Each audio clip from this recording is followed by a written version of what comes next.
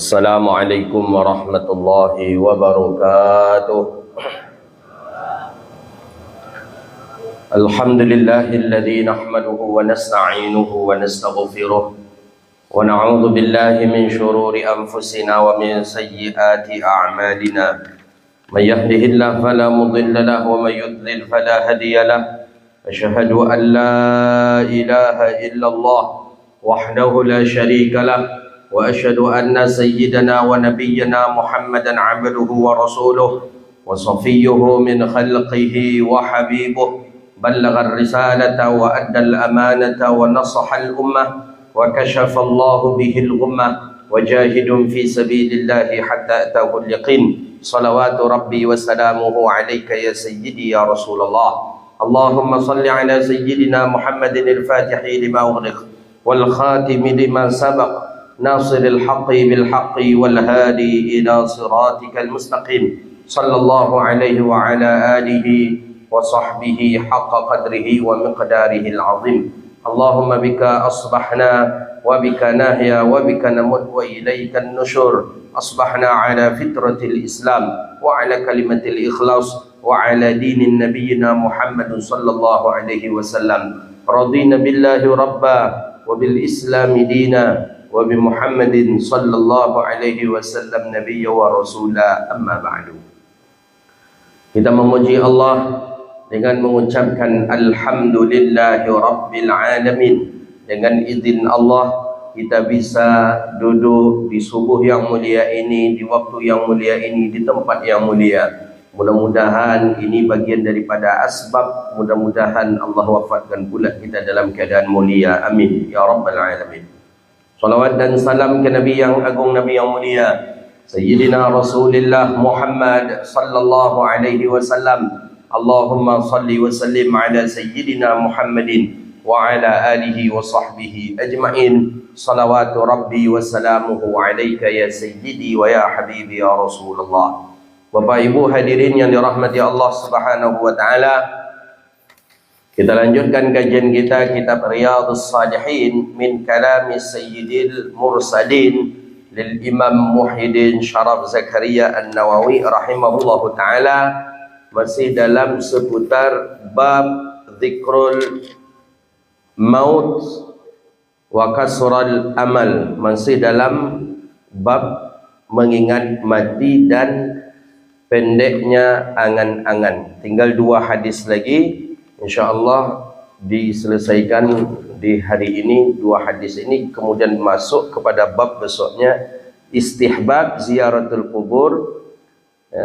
Disunnahkan, dianjurkan ziarah kubur dan beberapa yang dibaca ketika berziarah, menziarahi kubur. Qala Nabi SAW, ini hadis lanjutan dari hadis yang kemarin. Nabi membuat garis. Kemarin itu Rasulullah membuat garis, dibuat oleh Rasulullah kotak segi 4. Kemudian Nabi buat garis satu panjang di tengah-tengah yang melebihi keluar dari kotak. Kemudian Nabi buat pula baris kecil-kecil di bawah, pendek. Nah, kemudian Nabi buatlah satu lagi baris di bawah baris panjang tadi. Jadi kata Rasulullah, ini dunia, ini kehidupan dunia. Nih, kita diukur oleh ini saja. Ini yang panjang melebihi ini angan-angan. Angan-angan kita banyak. Banyak angan-angan kita. Nak membuat masjid lah, nak ingin nak membesarkan anak yatim lah, kemudian nak apa lagi, nak membuat pesantren lah, dan digratiskan. Banyak itu angan-angan. Tapi angan-angan kita ini melebihi daripada usia yang sudah ditentukan Allah. Nah, begitu kata Nabi. Dan dibuat oleh Nabi garis kecil-kecil. Wah, inilah kehidupan. Kadang susah, kadang senang, kadang ada masalah, kadang baik-baik saja. Nih. Jadi setiap kita hidup di dunia itu memang banyak ujiannya. Kemudian dibuat oleh Rasulullah garis di bawahnya satu di bawah panjang tadi. Nah, sedangkan ajal beginilah dia. Cuma pendek saja ajal tadi. Dan dekat sebenarnya dengan kehidupan di atas dekat, dengan kehidupan di bawah pun dekat. Dan inilah yang pasti kata Nabi sallallahu alaihi wasallam. Nah, begitu. Jadi Nabi itu cuma sekedar buat garis-garis itu saja, tidak membuat kalimat dan tidak membuat pula angka dan lain sebagainya. Nah, sekarang Nabi lanjutkan, masih diriwayatkan dari Abi Hurairah, aksiru dzikriha dzimil ladzat, ya'nil maut. Ingat, perbanyaklah, aksiru itu perbanyak, zikra mengingat apa? Hadzimil ladzat, yang menghancurkan kelezatan. Jadi kenapa di situ disebut zikra? Rupanya memang mengingat mati itu tuh sudah bagian daripada zikir.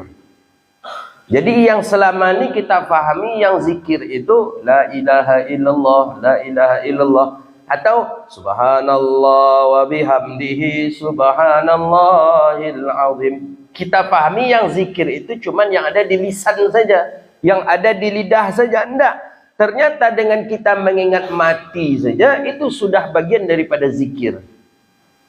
Nah, maka di sini kalimat Nabi apa? Aktsiru dzikra. Perbanyak olehmu mengingat hadzimil ladzat, yakni al-maut, kata Rasulullah, yaitu kematian.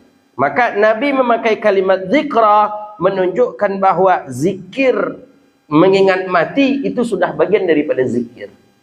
Jadi kalau zikir kan Allah catat pahala, Allah ampuni dosa, itu zikir. Mengingat Allah, sekali mengingat Allah, Allah catat pahala, Allah ampuni dosa. Begitu pula lah dengan mengingat kematian, karena mengingat kematian juga disebut zikir. Dengan kita mengingat kematian, maka di situ pula Allah tulis pahala dan Allah ampuni dosa.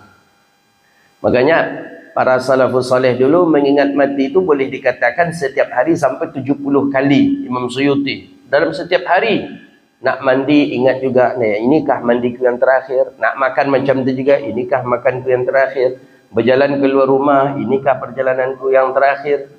Apalagi ketika salat, inikah. Makanya Nabi SAW sampaikan ke sahabat, apa kata Rasulullah SAW akan melaksanakan salat? Salatul muwaddi' yarhamukumullah. Jadikan salat ini salat yang terakhir. Subuh tadi bisa jadi subuh yang terakhir. Subuh besok belum tentu kita bisa salat lagi. Nah, itu menandakan bagaimana Nabi ingin sahabat selalu mengingat akan kematian itu. Nah, cuman orang kita kan lain. Kalau ingin kacau-kacau ingat mati itu tanda mati lah tu. Bukan. Sehingga nak ni mengingat mati. Bukan. Ya, sehingga setiap ada nak ingat mati dah dihilangkan kemana. Jangan, justru bagus. Ya. Karena apa? Karena itu bagian daripada zikir. Zikri aksiru, zikri hadzimul ladzat. Nah, perbanyak olehmu zikir mengingat kematian. Apa? Ya, menghancurkan kelezatan kematian. Perbanyak mengingat. Itu bagian daripada zikir. Kalau Bapak Ibu mendalami lebih sedikit lagi tentang tariqah Naqsyabandi, itu muqaddimah zikirnya ada zikir mengingat mati. Nah, itu dalam tariqah Naqsyabandi. Muqaddimah zikir, dalam zikir tak lagi. Muqaddimah zikirnya ada namanya Rabitah Kubur. Rabitah Kubur, bagaimana betul-betul memposisikan diri kita ini sebagai jenazah yang terbaring begitu saja, yang dilihat dan dihadiri oleh orang. Itu kita bayangkan, mata dalam keadaan terpejam ketiga itu, dan kita bayangkan. Dibayangkan badan kita terbaring kaku, di hadapan kita anak, istri, suami, apa lagi? Ya, besan, seluruhnya di hadapan kita melihat kita. Ada yang menangisi, ada yang tidak. Kemudian kita pun diangkat untuk dimandikan, dibuka pakaian kita, seakan-akan kita sedang di atas tempat pemandian itu. Kemudian dituangkan air oleh anak kita, oleh keluarga kita, sampai kita diangkat kembali, dikafani, sampai kita ditandu, disolatkan, dan kita terakhir Rabitah Kubur itu kita yang berada di bawah lahat yang begitu sempit, kita pula yang dierengkan ke arah kiblat, dan punggung kita ditutup dengan papan. Nah, itu muqaddimah zikir dalam tariqah Naqsyabandi. Hampir beberapa tariqah muqaddimah zikirnya ada dengan zikrul maut atau mengingat kematian itu. Nah, maka oleh karena itu bukan zikir dengan lisan saja yang dicatat sebagai pahala, tapi mengingat kematian pun itu dicatat bagian daripada pahala. Maka zaman tabi'in dulu ada salafus saleh, setiap ia mengantarkan jenazah ke kuburan, itu balik dari kuburan itu dia dipastikan tak keluar rumah atau demam selama 3 hari. Kalau ada yang mengantar jenazah ke kuburan, balik dari kuburan tadi itu tak keluar kamar, bukan keluar rumah saya, tak keluar kamar, tak bisa duduk, tak bisa berdiri kecuali untuk solat saja selama 3 hari. Jadi istrinya pusing juga. Jadi kalau ada orang mengkhabarkan wafatnya seseorang ke rumahnya, istrinya jadi cemas. Kenapa? Suaminya ni tak gerak-gerak dia. Di tempat tidur aja selama 3 hari balik dari mengantarkan saudaranya ke kuburan. Jadi ketika ditanya, apa penyebabnya bang? Kenapa kau abang seperti ini? Orang biasa-biasa saja balik dari kuburan, habis dikuburkan kawannya, habis dikuburkan familinya, dia balik pulang dia biasa-biasa saja. Abang kenapa? Tak keluar rumah, tak keluar kamar, di tempat tidur saja. Berdirinya cuma untuk salat aja. Salat, ambil duduk salat. Habis tu ketakutan lagi. Kenapa bang? Jadi kata salafus saleh ini, seorang tabi'in ini, jadi kata beliau, setiap aku mengantar saudaraku, mengantarkan kaum muslimin ke kuburan, balik daripada situ, aku merasakan malaikat maut sedang memegang jubahku, katanya. Malaikat maut sedang memegang jubah dari belakang. Masuk pula malaikat maut. Abang tak takut. Kita kenapa masih enak makan nasi ramas, bahkan habis balik dari menguburkan kawan kita, family kita. Kenapa kok masih enak kita? Ya karena kita tak merasa bahwa malaikat sedang memegang jubah kita, sedang memegang baju kita, sedang mengikuti kita dari belakang. Nah, itu yang terasa oleh salafus saleh, sehingga betul-betul tak banyak yang bisa dia lakukan setelah dia menguburkan saudaranya. Nah, maka oleh karena itu, ya, aksiru zikri hadhimil ladzat, perbanyaklah olehmu mengingat ya yang menghancurkan kelezatan. Itulah dia yang disebut dengan al-maut, rawahu Tirmizi. Jadi yang sering zikrul maut itu untuk kehidupan kita saat sekarang ini, ya kawan-kawan kita yang ada di Gaza. Jadi mereka siap saja kapanpun mereka nak dihantam dengan rudal apapun jenisnya, ya dia sudah siap ya, karena memang orang-orang sebelum dia juga sudah siap juga dengan kematian itu. Nah, maka oleh karena itu tujuan untuk mengingat kematian ini agar melunakkan hati kita. Itu saja. Hati yang keras jadi lunak dengan ingat mati. Aturannya kita malas datang ke masjid, malas duduk di majlis ilmu, malas qiyamul lail, malas silaturahmi. Dengan mengingat mati ini hati kita jadi lembut, hati kita jadi lunak, mudah datang ke majlis ilmu, bisa kita bersilaturahim dan lain sebagainya. Maka oleh karena itu sering-sering perbanyaklah hidup memperbanyaklah mengingat akan kematian. Hadis terakhir an Ubay ibn Ka'ab radhiyallahu anhu. Ini hadis Ubay bin Ka'ab. Hadis terakhir bab tentang mengingat kematian.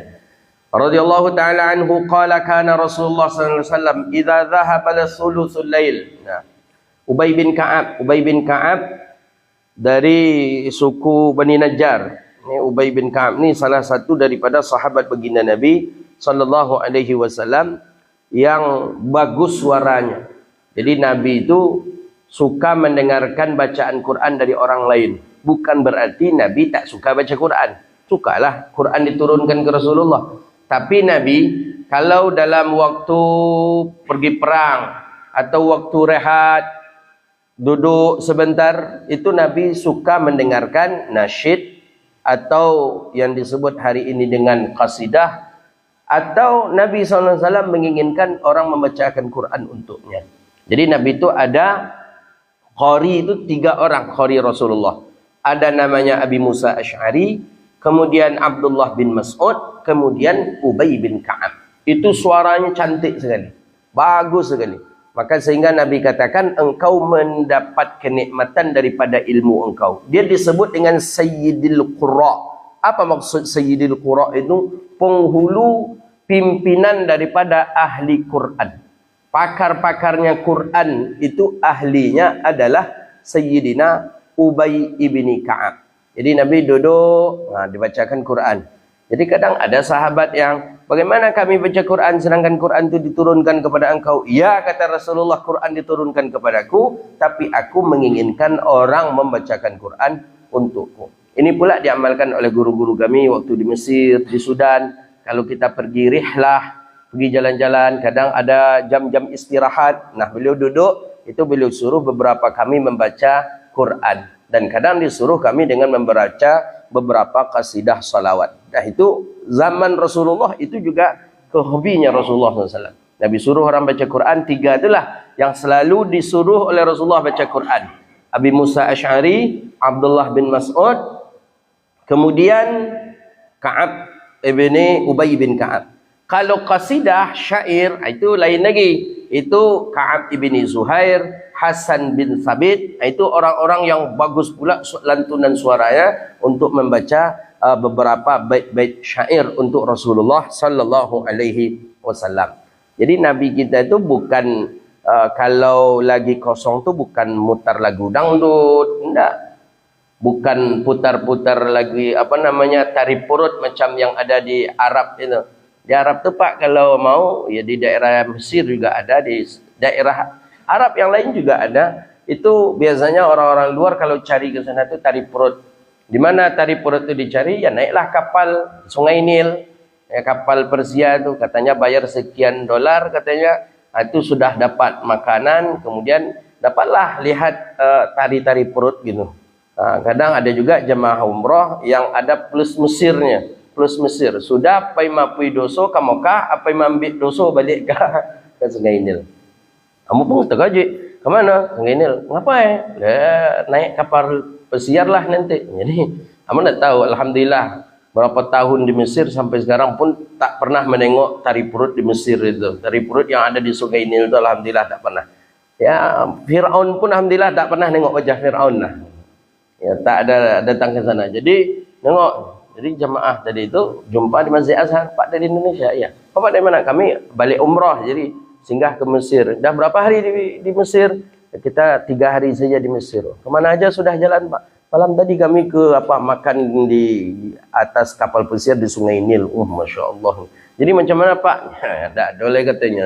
Labi dosa petangnya tiba pula. Dosa baru menyelam pulang katanya. Nah itu ya memang tari perut di daerah-daerah di Arab ya hampirlah samalah tabiat daripada tabiatnya orang-orang Arab. Jadi apa sampai lu kata tari perut kau Ubay bin Ka'ab tadi. Jadi 3 yang pengqasidah Rasulullah. Jadi yang tukang baca Quran Nabi 3, Abi Musa Asy'ari, Abdullah bin Mas'ud, Ubay bin Ka'ab. Tukang qasidah Nabi 2 pula. 2 tukang qasidah Nabi, Ka'ab ibni Zuhair, kemudian Hasan bin Thabit.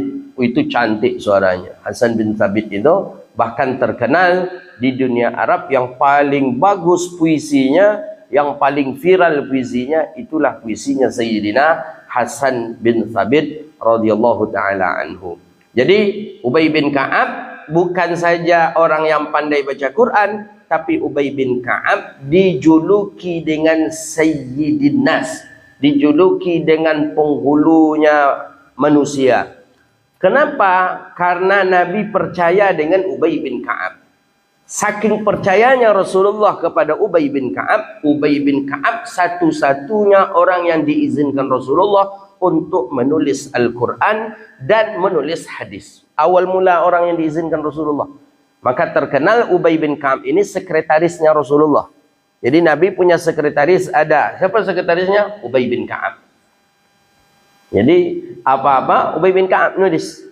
Baik itu surat keluar untuk para raja-raja di luar sana, atau surat yang masuk pun Ubay bin Ka'ab yang mengaturnya. Ubay bin Ka'ab yang membacakan kepada baginda Nabi sallallahu alaihi wasallam. Banyak kisah dengan Ubay bin Ka'ab. Ubay bin Ka'ab ni pula lah orang yang Nabi pegang dan Nabi talqinkan Al-Fatihah. Memang luar biasa Ubay. Jadi kata Rasulullah di masjid Nabi katakan, maukah engkau aku berikan kepada engkau ayat yang apabila engkau membaca ayat itu maka sempurnalah keseluruhan kenikmatan yang ada pada dirimu. Maulah ya Rasulullah. Jadi kata Nabi, insya Allah nanti sebelum aku keluar dari pintu itu akan aku ajarkan. Nabi SAW biasanya dengan sahabat bercerita-cerita.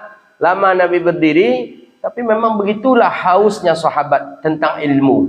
Nabi berdiri, langsung ditagih oleh Ubay. Kata Ubay bin Ka'ab, bagaimana ya Rasulullah? Mana surah? Mana yang engkau sampaikan tadi? Mana dia ya Rasulullah? Ya, tunggu kata Nabi SAW. Nabi masih berbicara dengan sahabat. Sampai di pintu, didesak. Tapi engkau tadi janji sebelum keluar daripada pintu ini ya Rasulullah. Langsung Nabi pegang tangannya Ubay bin Ka'ab. Langsunglah Nabi talqinkan Al-Fatihah. Ayatnya yang selalu engkau baca. Surahnya yang selalu engkau baca. Apa itu ya Rasulullah? Itulah Ummul Quran. Itulah Al-Fatihah. Kalau engkau membacanya, engkau memahaminya, dan engkau membawanya, membawa maksudnya betul-betul ditanam di dalam dada, maka engkau akan mendapatkan keistimewaan dunia wal akhirah. Jadi Nabi tes Ubay bin Ka'ab. Apa ujian Rasulullah? Kata Nabi SAW, kan Ubay ini lebih faham tentang Quran. Di antara sekian banyak ayat, apa ayat yang paling agung dalam Al-Quran? Nabi tes Ubay bin Ka'ab. Apa ayat yang paling agung dalam Quran? Pun banyak ayat. Ayat berapa ayat dalam Quran? 6.666 ayat. Mana yang paling agung kata Rasulullah? Ayat mana? Bukan surah. Ayat. Ayat mana yang paling agung? Jadi kata Ubay bin Ka'ab, aku tak tahu ya Rasulullah. Jadi kata begini Nabi, bagaimana? Engkau selalu aku kabarkan tentang turunnya Quran. Engkau selalu aku suruh dengan baca Quran. Tapi mana ayat yang paling agung kata Rasulullah SAW. Kemudian menyerah Ubay bin Ka'ab, aku tidak tahu ya Rasulullah. Engkau yang lebih mengetahuinya ya Rasulullah. Jadi kata begini Nabi, dari sekian banyak ayat yang paling agung adalah, yang paling agung itu adalah ayat kursi. Nah, itulah dia ayat kursi itu. Yang mendengar keagungan ayat kursi itu dari Rasulullah adalah Sayyidina Ubay bin Ka'ab. Ya, memang ayatnya sangat agung sekali, panjang, dan tapi keberkahannya luar biasa. Makanya jangan tinggalkan kata Nabi ya kepada para sahabat, salam setiap selesai salat membaca ayat kursi. Ayat kursi. Namanya ayat kursi. Ditengok di kursi tidak kena ada itu. Kalau adalah orang baru pandai mengaji, mu'allaf umpamanya kau baca setiap selesai solat ayat kursi. Dia tengok, nak ada ayat di kursi tertulis dah kata dia. Nama itu ayat kursi. Agung, mulia. Siapa yang membacanya setelah selesai salat, tidak ada yang melarangnya untuk masuk surga kata Rasulullah, kecuali setelah ia meninggal dunia. Jadi kita ni orang yang mewiridkan baca ayat kursi selepas salat, dijamin oleh Nabi masuk surga. Dijamin. Ini yang menjaminnya Rasulullah masalahnya. Dijamin Nabi masuk surga. Maka jangan tinggalkan membaca ayat kursi selepas selesai salat. Ya, biasanya masyayikh kita merunutkan tadi tu setelah membaca Allahumma a'inna ala dzikrika wa syukrika wa husni ibadatik, kemudian baca Fatihah, kemudian langsung membaca ayat kursi. Nah, ini dia Sayyidina Ubay bin Ka'ab. Jadi semenjak aku mendengar itu dari Rasulullah, aku tak pernah meninggalkan ayat kursi dalam setiap harinya. Jadi Ubay bin Ka'ab dalam setiap harinya selalu memulazamahkan membaca ayat kursi. Qala, masuk ke hadis. Tapi ada juga orang sebagian yang meremehkan beberapa ayat-ayat itu. Ya, anggapan mereka daripada baca ayat itu aja setiap hari, bagus baca Quran kan ya. Enggak, dia beda Pak. Beda. Quran ya kita baca, membaca ayat kursi itu kan sudah sama dengan baca Quran, kan juga ayat dalam Quran. Oh enggak, maksudnya baca Quran, ya dibaca Quran, mungkin 1 ayat, 2 ayat, 3 ayat dalam sehari, tapi rutin, ujung-ujungnya nanti bisa khatam. Nah, kedua-duanya bagus. Quran dibaca dalam setiap harinya sampai kita khatam, kemudian ayat kursi pun kita baca. Yang masalahnya meninggalkan ayat kursi tapi Quran pun tak dibaca sama. Tidak nih. Tak ada tuh zikir-zikir pagi dan petang itu, tak ada tuh kata dia. Ada, saya pernah jumpa dengan orang. Quran saja baca dah selesai katanya. Itu kan Quran juga di dalam zikir pagi petang. Quran juga yang kita baca dengan qul huwallahnya 7 kali, dengan surah apalagi dengan Al-Fatihahnya 7 kali, kemudian dengan An-Nasnya, dengan Al-Ikhlasnya, dengan Al-Falaknya, dengan An-Nasnya, itu kan surah dalam Quran juga. Quran sajalah baca kata dia. Jadi tak ada zikir-zikir itu. Ini kawan-kawan Wahabi biasanya nih. Tak ada zikir-zikir itu, tak ada katanya. Langsung aja Quran. Ya itu tuh kan Quran itu. Itu kan Quran yang dibaca. Enggak, kalau Quran langsung kita baca, kita bisa nanti khatam. Ya, bagus. Kedua-duanya afdal. Quran kita baca, kita ansur-ansur nanti ujungnya khatam. Dengan membaca beberapa zikir-zikir yang ada di dalam buku-buku aurat. Itu bagus juga. Nah, yang payahnya tadi, yang susahnya tadi itu.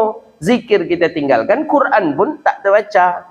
Nah, biarlah dengan zikir-zikir kita baca, Quran pun kita ansur. Qala kana Rasulullah sallallahu alaihi wasallam. Nabi sallallahu alaihi wasallam kata Ubay bin Ka'ab, "Idza zahaba sulusul laili qama." Nabi ketika berada di sulusu 2/3, sulusai 1/3, di sepertiga malam. Ya. Qama, Nabi berdiri. Jadi kata Syekh Ilan, Nabi itu qiyamul lailnya taratan yuqaddim wa taratan yuakhir. Nabi itu kadangkala qiyamul lailnya agak cepat. Agak cepat maksudnya di awal-awal malam itu qiyamul lail Nabi. Sisanya Nabi istirahat tidur, nanti bangun ketika subuh mau masuk saja lagi. Tapi taratan sekali-kali juga Nabi kadang qiyamul lailnya di waktu yuakhir, waktu penghujung.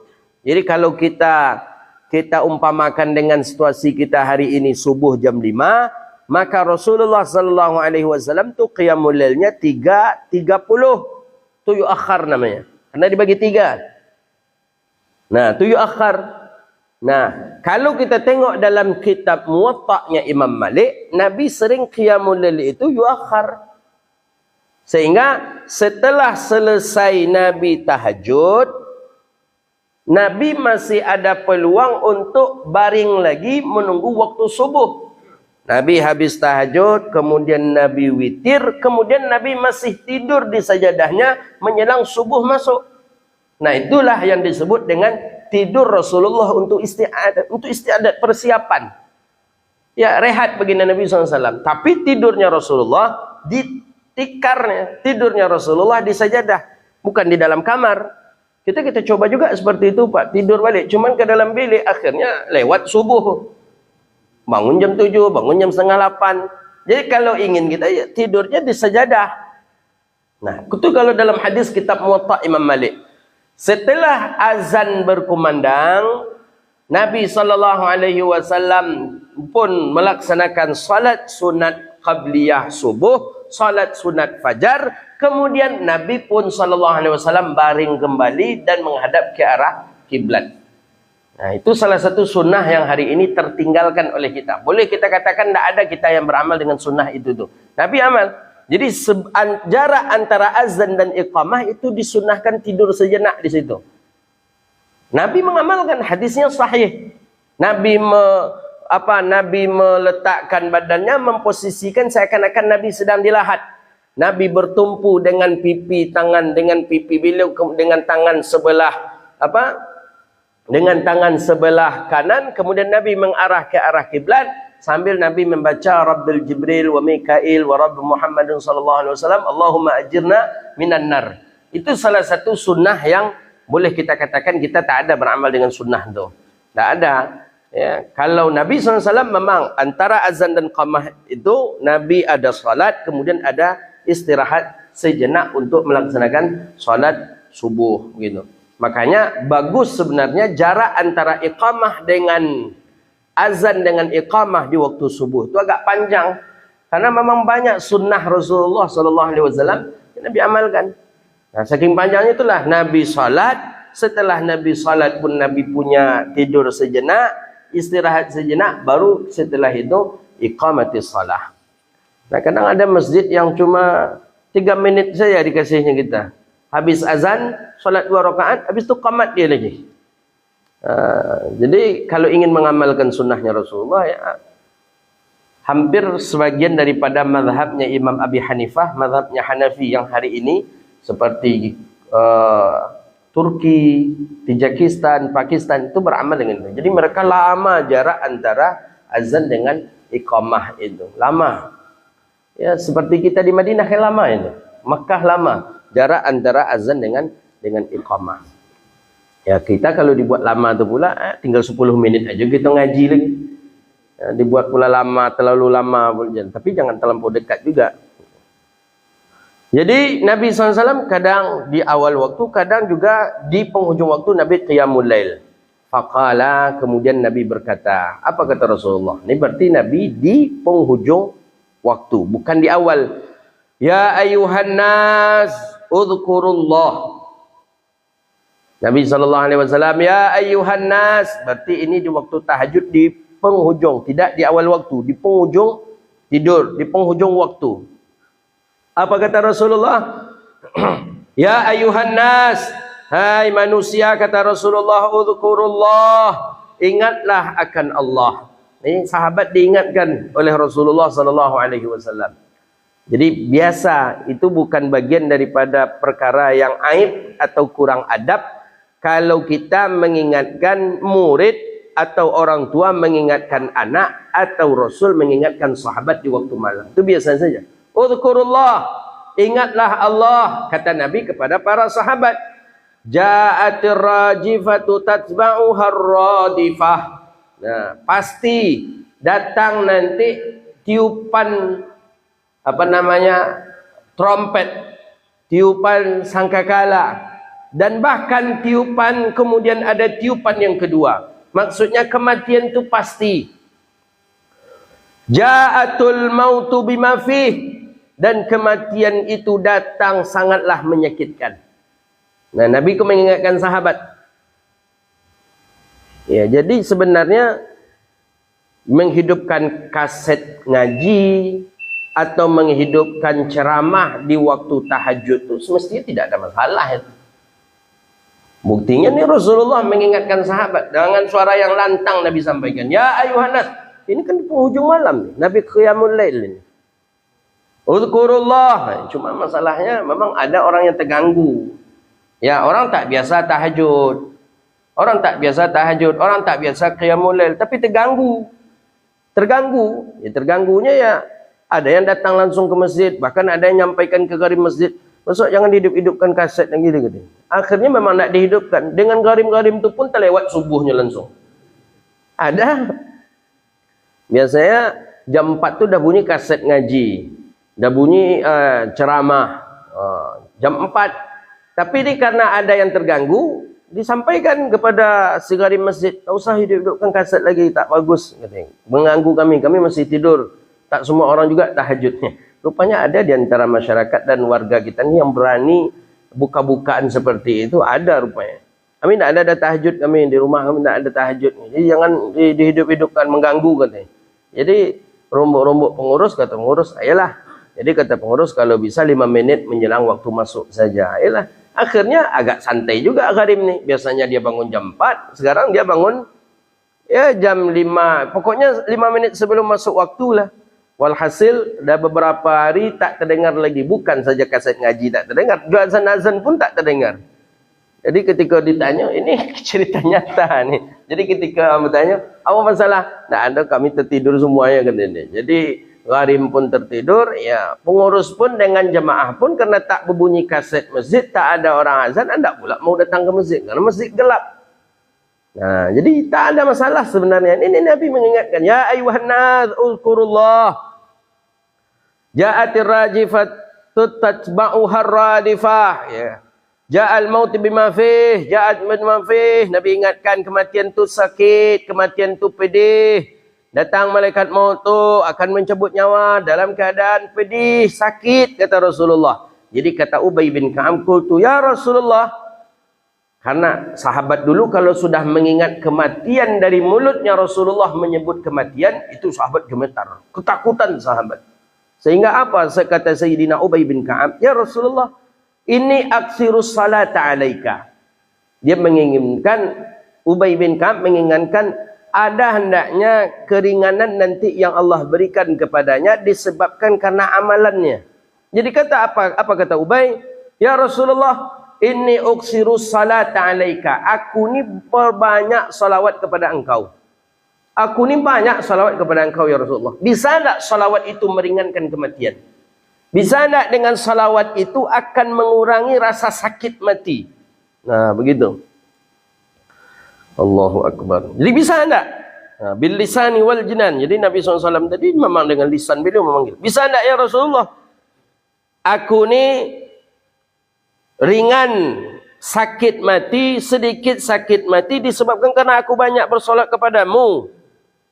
Bisa enggak? Qala fakam ij'alu laka min salati. Emangnya engkau berapa salawat untukku, kata Rasulullah. Engkau bersalawat kepadaku baru berapa, kata baginda Nabi. Faqala, dijawab oleh Zaidina Ubay bin Ka'ab, ma syi'ta. Berapa yang engkau inginkan ya Rasulullah? Engkau ingin berapa ya? Jadi fakam ij'alu laka min salati. Maka berapa ya daripada salawat yang engkau berikan, ya. Ij'al fakam, maka berapa yang menjadikan engkau min salati, daripada salatku. Jadi maksud Nabi, engkau mampunya berapa bersalawat kepadaku? Faqala ma syi'ta. Berapa engkau mampu, kata Rasulullah. Qultu, kata Ubay bin Ka'ab, rubu', seperempat. Faqala, ya, qala ma syi'ta, tambah. Fa in zidta fa huwa khairul lak. Jika kamu mampu, tambah lagi, tambah lagi. Qala separuh, separuh, tambah lagi. Qala 2/3, tambah lagi. Qala kalau begitu seluruhnya, fa huwa khairun laka. Jadi kata Nabi, keseluruhan itulah kebaikan bagi engkau.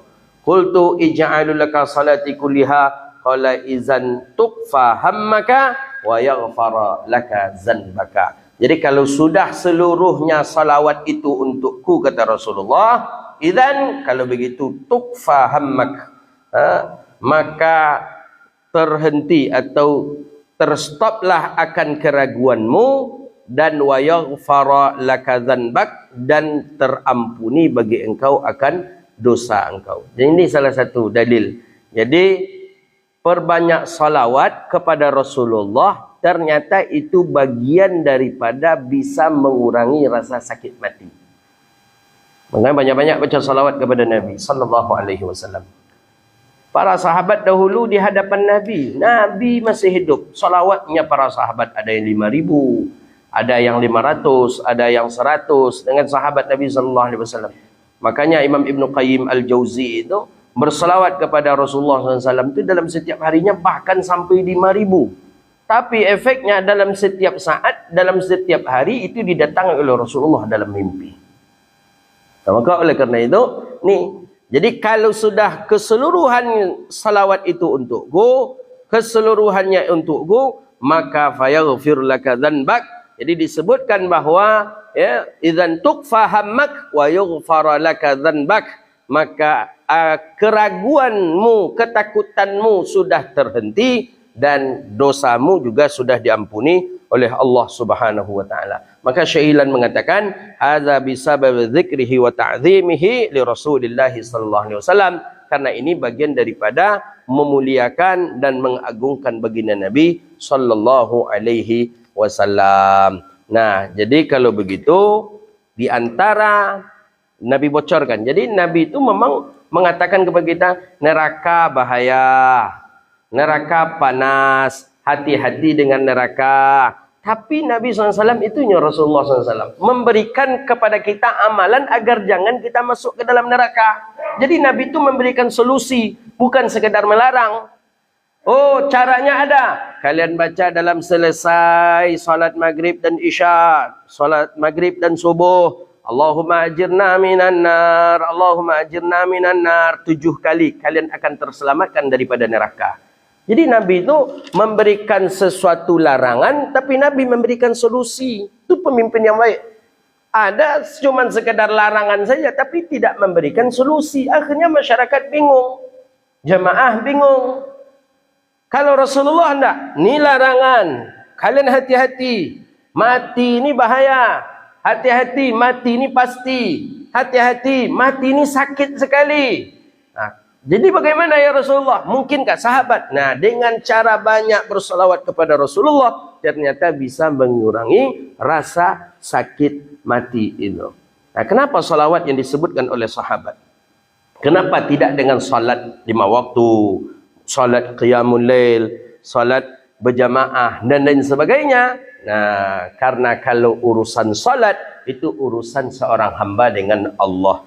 Kalau salawat, yang salawat itu Nabi yang disebut. Walaupun menyebut Nabi turun rahmat dan kasih sayang daripada Allah, tapi tentu Nabi lebih mengetahui kadar ukuran salawat itu antara Nabi dengan Allah. Jadi misalnya, aku salat tiap hari tak tinggal ya Rasulullah. Kenapa sahabat tidak memunculkan salat wajib ke Rasulullah? Karena sahabat faham, kalau wajib nanti akan Nabi jawab, itu apa tidak aja, itu kewajiban kalian, kecek Nabi. Ya kan, kewajiban bukan bonus. Jadi yang bonus itu dia salat. Maka disebutkan di sini bahwa kalau ibadah badan yang setiap hari kewajiban kita, maka itu tidak bisa kita berikan pahalanya kepada siapapun. Itu memang untuk kita. Dan tidak ada istilahnya boleh mengqadhakan salat orang lain. Dalam mazhab kita tidak ada. Ayah mak awak meninggal dunia, kita kita qadhakanlah salat ibu bapa kita. Ayah kita sakit, lama sakitnya, ada sekitar sebulan, 2 bulan sakit. Memang tak bisa salat dia. Tak bisa salat. Tanda tak bisa salat, tak sadar. Di ruangan ICU saja. Mudah-mudahan Allah sehatkan dan afiatkan kita semua. Amin. Di ruang ICU saja. Meninggal dunia. Jadi anak punya inisiatif. Kata anak, kita qadhakan ajalah salat bapa, salat ayah yang 2 bulan ni. Anak ada 10. Dah, anak ambil 6 hari. 6 waktu salat. Berarti 10, 60. Dia 2 bulan, 60 hari. Bisakah seperti itu? Tidak. Kenapa? Karena salat adalah ibadah badan. Nah, ibadah badan yang berkaitan betul antara hubungan manusia dengan Allah. Jadi tak bisa. Nah, jadi tidak ada istilahnya fidyah salat. Ya, memang dalam mazhab Syafi'i ada khilafiyah di sini. Ada perbedaan pendapat ulama ya, dalam fidyah salat. Ada yang mengatakan ada fidyah salat, ada tidak. Tapi memang pendapat yang sahih, pendapat yang rajih dalam mazhab Syafi'i, itu tidak ada ibadah namanya ibadah salat. Nah, begitu. Apa namanya fidyah salat ada. Fidyah puasa ada, fidyah puasa ada. Jadi salat tidak bisa digantikan oleh siapapun juga, karena itu langsung muamalahnya antara dia dengan Allah. Jadi tak bisa gantikan oleh anak apa. Enak aja nanti orang tua nyapa banyak anaknya nak sembahyang lah. Apa nak sembahyang lah, anak dan aja sembahyang katanya. Nah, tak boleh. Di bab puasa dibolehkan, itu pun kalau dia sudah meninggal dunia. Lah kok puasa boleh sedangkan salat tak boleh? Kan ada dalam hadis Nabi SAW. Ya, man sama famata anhu fasama anhu walihu. Man mata falahu saum fasama anhu siyamu fasama anhu waliyuhu. Jadi dalam hadis sahih itu disebutkan, siapa yang meninggal dunia dan baginya ada puasa, maksudnya puasa yang belum terqadha, puasa yang belum terselesaikan, fasama anhu waliyuhu, maka berpuasalah baginya akan saudaranya. Jadi family kita boleh puasa untuk kita. Dah puasa kok bisa, kok salat tidak? Karena salat itu muamalah antara dia dengan Allah. Tak bisa diwakilkan dengan siapa saja. Tapi dengan puasa ternyata boleh. Kenapa? Karena dalam puasa tidak ada muamalah percakapan antara dia dengan Allah. Nah, begitu dia. Jadi kebanyakan kalau anak mampu menggantikan puasa sang orang tua, lebih afdal. Tapi kalau tak mampu, boleh dia bayarkan fidyahnya saja, sehingga dia tidak melaksanakan ibadah puasa. Tapi pendapat yang rajih itu adalah bahawa seorang anak cukup dia membayarkan fidyah puasa orang tua, tanpa mesti mengganti puasa daripada orang tuanya. Nah, begitu dia. Jadi kata Nabi, dengan salawat yang engkau ucapkan selalu, dengan doa yang ada aku di dalamnya itu, kata Rasulullah, maka sudah terjawablah akan kegundahan dan kegalauanmu, dan Allah pun mengampuni daripada dosamu. Dan kenapa? Jadi disebutkan di dalam hadis Nabi, dalam hadis Qudsi, disebabkan karena Ubay bin Ka'ab banyak bersalawat kepada Rasulullah, maka man syaghalahu dzikri an mas'alati a'taituhu afdalu ma'atitis sa'ilin. Siapa yang selalu menyebut nama Nabi Muhammad sallallahu alaihi wasallam, jadi Allah sebutkan di dalam hadis qudsi, aku akan memberi orang itu lebih daripada apa yang ia minta. Jadi yang ia minta pun dapat, lebih daripada itu pun Allah akan beri, disebabkan karena dia selalu membaca salawat dan salam kepada Nabi sallallahu alaihi wasallam. Sehingga dalam satu riwayat itu sampai dalam setiap hari itu bisa beliau bersalawat sebanyak 70.000 kali. Jadi 70.000 Allahumma salli ala sayyidina Muhammad, Allahumma salli ala sayyidina Muhammad. Jadi ada kawan-kawan kita bilang, baguslah zikir la ilaha illallah daripada salawat saja. Karena kalau salawat itu untuk Nabi, zikir kepada la ilaha illallah terkhusus untuk Allah. Salah dia. Menyebut zikir kepada Nabi Muhammad, di situ ada Allah juga dan ada Nabi Muhammad. Allahumma salli ala sayyidina Muhammad. Apapun jenis lafaz salawat pasti ada kalimat Allah di dalam. Sallallahu ala Muhammad, Allahumma salli ala sayyidina Muhammad. Apa lagi? Salli Rabbi ala Muhammad, Rabbi kepada Allah. Apa jenis, macam mana jenis salawat kepada Nabi Muhammad, pasti di dalamnya ada lafaz Allah. Maka oleh karena itu banyak-banyak kita bersalawat kepada baginda Rasulullah sallallahu alaihi wasallam. Hadza wabillahi at-taufiq.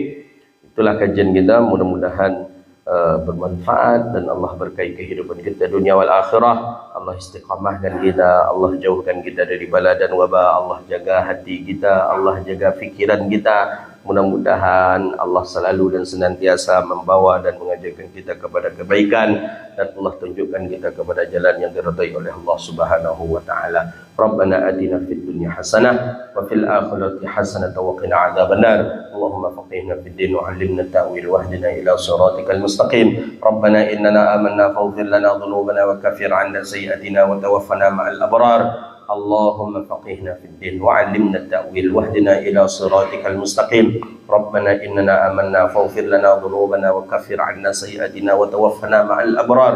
ربنا آتنا في الدنيا حسنة وفي الآخرة حسنة وقنا عذاب النار. وصلى الله على سيدنا محمد وعلى آله وصحبه أجمعين. سبحان ربك رب العزة عما يصفون وسلام على المرسلين والحمد لله رب العالمين. السلام عليكم ورحمة الله وبركاته.